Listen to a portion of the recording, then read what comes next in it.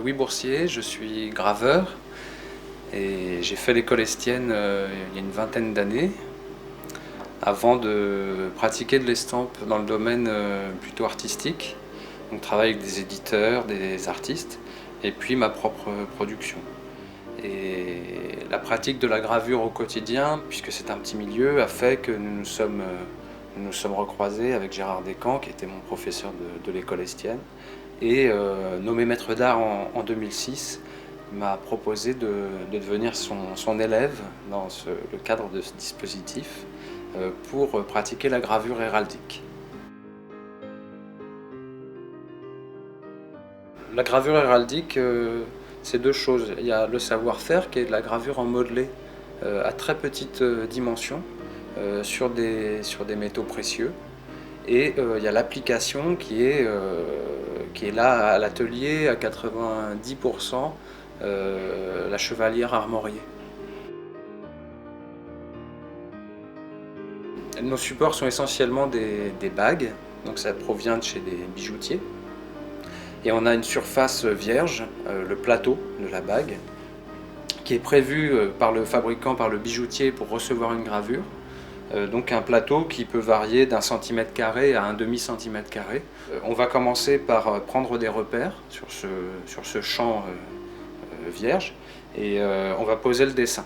Donc le dessin, c'est les armoiries qu'on nous a demandé de graver.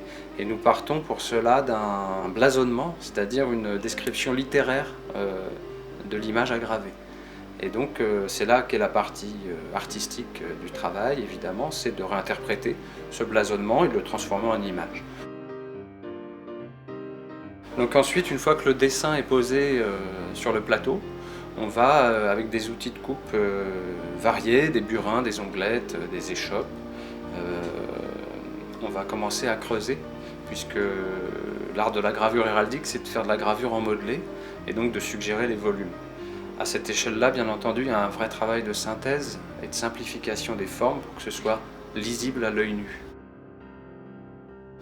Donc commence ce travail de gravure, on va enlever de la matière, on va traiter les creux pour donner du détail, des textures, des matériaux. Et puis, comme on est quand même soumis au code héraldique qui est très précis, on va pouvoir, par le biais de la ciselure, de différents outils, donner les couleurs. Tout au long de la gravure, on a des moyens simples de vérifier l'avancement du travail, qui est la prise d'empreinte avec de la cire. Et donc ça nous permet de vérifier en positif, puisqu'on grave non seulement en creux, mais en plus à l'envers. Ça nous permet de vérifier en positif l'avancement du travail et la qualité de la gravure. Je suis professeur à l'école Estienne en gravure, mais où l'on pratique plutôt de la gravure d'estampe, donc avec comme finalité l'impression sur papier. Donc ça donne quand même une bonne approche de la transmission, bien sûr. Et quant à la transmission de la gravure héraldique, ben, ce sera pour plus tard.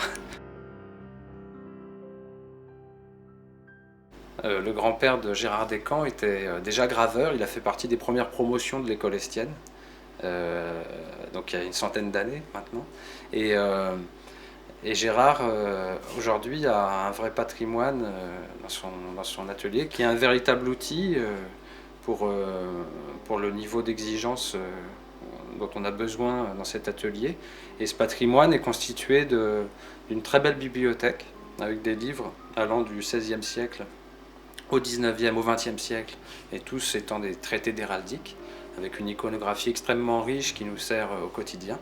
Et aussi ce que vous voyez derrière moi, des boîtes là, qui enferment des poinçons, qui permettent de parfois multiplier des meubles, donc les meubles étant les figures qu'on leur représente sur le métal, à l'identique pour des soucis de qualité de dessin. Et ces poinçons sont issus de collections du fin XVIIIe, XIXe siècle.